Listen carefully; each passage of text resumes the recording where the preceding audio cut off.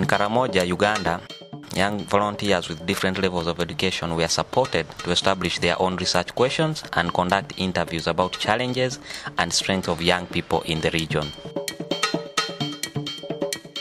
Tip number 1. Challenge young people to take the lead, but identify gaps in skills or knowledge, such as research methods, and provide training as needed.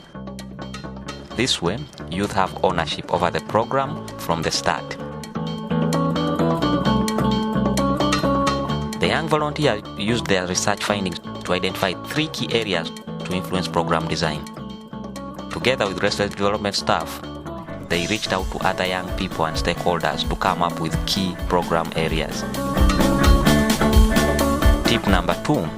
Use participatory approaches and creative methods such as objective trees, games, and breakout groups led by youth, led by a skilled and experienced facilitator who can build respect, discipline, and inclusivity while also being flexible.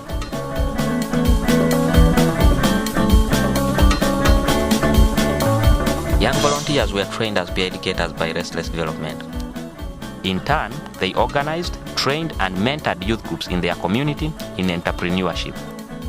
They also served as advocates and liaisons with local government, informing policymakers on issues affecting young people and sharing information on government services and support available to youth entrepreneurs. Tip number 3. Step in and step back. Step in to train youth and then step back to let youth lead.